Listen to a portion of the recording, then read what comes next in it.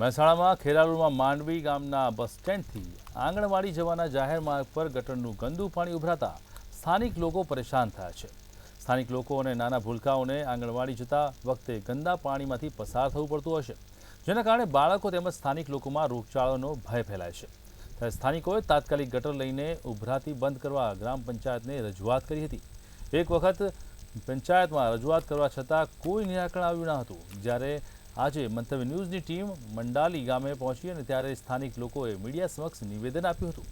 તેની જાણ પંચાયત તલાટીને થતાં તેઓ પણ સ્થળ પર દોડી આવ્યા હતા અને સ્થાનિક લોકોની વાતચીત સાંભળી મીડિયા સમક્ષ આવનાર 4 દિવસની અંદર ઉભરતી ગટરની સમસ્યા હલ કરી આપવાની સ્થાનિક લોકોને ખાતરી આપી છે।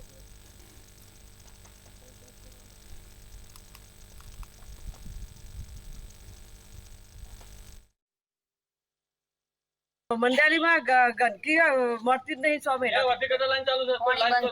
पंचायत में रजूआतो करी। हाँ पंचायत में करी पर कोई खबर नहीं ना એટલે કેટલા ટાઈમથી આ ગટર ઉભરાય છે? 100 મહિનાથી ચાલુ છે છતાં કોઈ ખબરતું નથી। ખબરતું જ નહીં।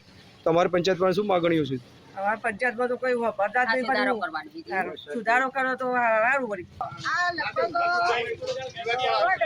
દોઢેક વર્ષથી આ ગટર લાઈન તૂટેલી છે। અમે વારંવાર પંચાયતમાં અરજી આપી, પણ સરપંચ બદલાઈ જાય છે, કોઈ ધ્યાન લેતું નથી અને આંગણવાડી એના સામું છે, એટલે પેલા બાળકો જે જાય છે એમને પણ તકલીફ થાય છે અને રોગચાળો ફાટીની સંભાવના થાય છે। એટલે વારંવાર કહેવા છતાં પણ પંચાયતમાં કોઈ હજુ માંગણી કરવા છતાં પણ પંચાયતમાં હજુ કોઈ પણ એનું રિન્યુ થઈ નથી અને વહેલી તકે કરાવે એની કાળજીપૂર્વક વહેલી તકે કરાવે। અને આજે જે ગટર ઉભરાવાની જે સમસ્યા છે એ મારા નજરમાં આવી છે। હું સ્થળ ઉપર જ હાજર છું અને 3 થી 4 દિવસની અંદર અમે ગટરનું સાફ સફાઈ કરાવીએ। જે કંઈક પ્રોબ્લેમ હોય એનું નિરાકરણ લાવવાનો જેટલું બને એટલું ઝડપી પ્રયત્ન કરીએ કે જેથી લોકોને કોઈ પણ પ્રકારની તકલીફનો સામનો કરવો ના પડે।